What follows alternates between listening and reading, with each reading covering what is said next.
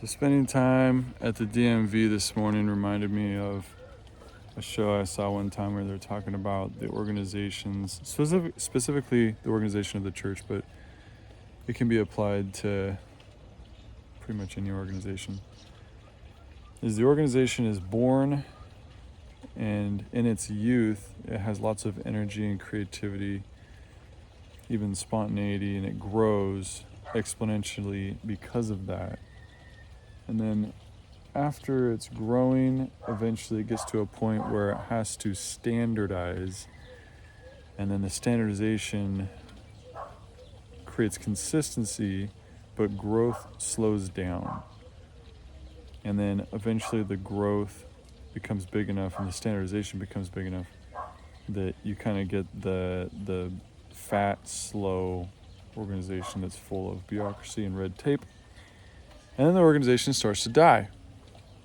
Unless vitalization is introduced into the organization again, meaning a new idea or a new constraint of some kind.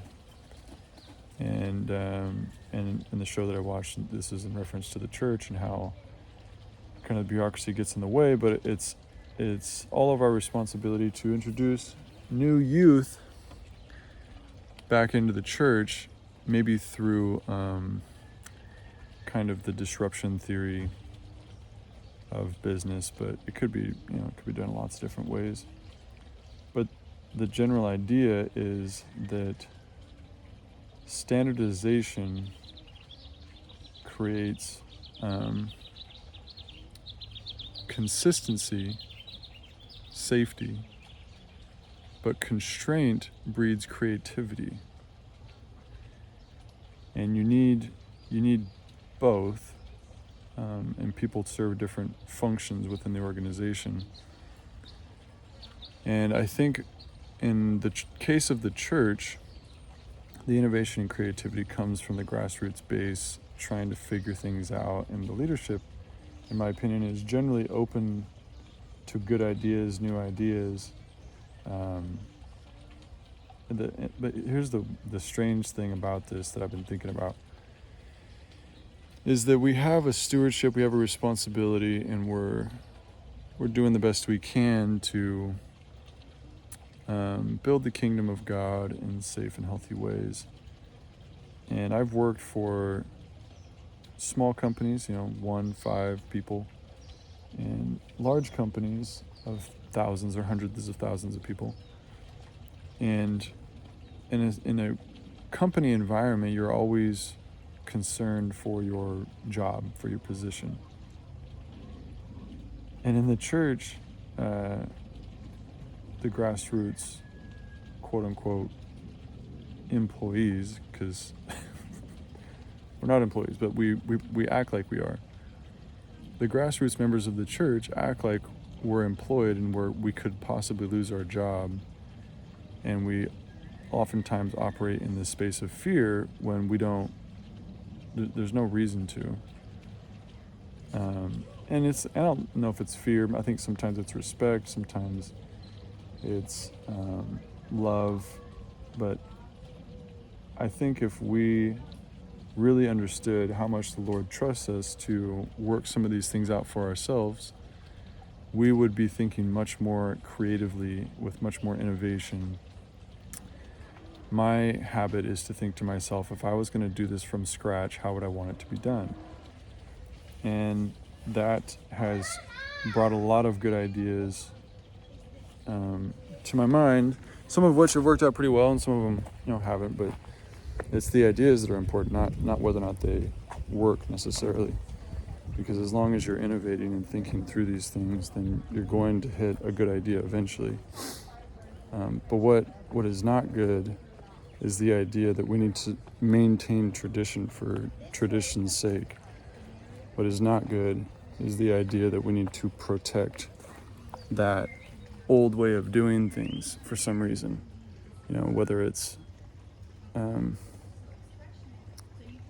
for tradition's sake or because we were told to do it. We don't want to be out of line. We don't want to ruin our reputation. And we don't want to make the wrong people mad. We don't want to be the one to ruffle any feathers. We just want to keep going in the way that, things have always been. Yeah, it's not good. So an example that came up recently is the church facilities department is largely employees of the church. And so they do have this kind of employment that they're protecting, just like you would in a company. The problem is that just like in the church, nobody's really afraid of getting excommunicated. Like, you have to try to get excommunicated. In the same way, you kind of have to try to get fired. You're not going to accidentally get fired for working for the church. Just like in a big corporation, oftentimes it's hard to get fired. But in the church facilities, things move pretty slow. So here's an example of that and how it plays out. And I'm the facilities person in our ward. And this is our building. You might notice something sticks out. We've had blue tarps on the roof for a while because in the rainy season we get leaks on the roof. We have for years. There we go. We get leaks on the roof, through the roof and into the building. And so the solution for the facilities group was to put blue tarps on the roof to try and prevent the leaks. We have ceiling tiles falling off on the inside and whatnot. And I've been doing this for about 6 years. And it's always been that way. We report it through the ticket system every year. For whatever reason, this year it got bad enough that they put tarps on in the roof and dehumidifiers and a bunch of different stuff. And they said, we're going to replace the roof. And which is great. It's great news. Replace the roof, get a new roof, no more leaks, no more damage. The problem is that a new roof takes about a year because of the way that the approval process works, quotes or requests and quotes and acceptance and bidding, whatever. It takes a year. So those blue tarps are going to be on our roof for a year. Right above the main entrance. Like, that is the main entrance to the church. And so we've, requested camouflage tarps so that it blends in more and all kinds of garbage like that. But the reason I wanted to bring it up is because this is a symptom of that issue of big organizations starting to slow down. In a young and nimble organization, you wouldn't be able to afford an appearance like that. The cost would be too high in just social presentation. But in a big organization, really, you can take your time, you can get away with it because you already have an established reputation. And so it's not that big a deal. They recently redid these holes in the roof, the plastic.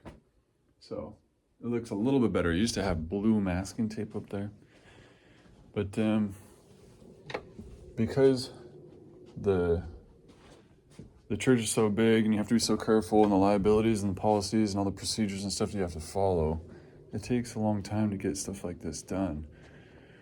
Whereas if we were, like I went to a community church nearby, and there's the other one, main entrance, right above the main entrance.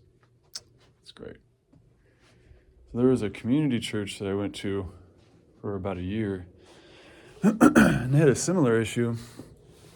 And when the problem came to its climax, the congregation just came together and did it. And it was a big effort. It was a big expense. But they had to do it quickly because you can't afford that kind of thing, the social appearance. Especially in a church, when you've got a church on a main drag and people are driving by all the time, and the big problem is right there for everybody to see.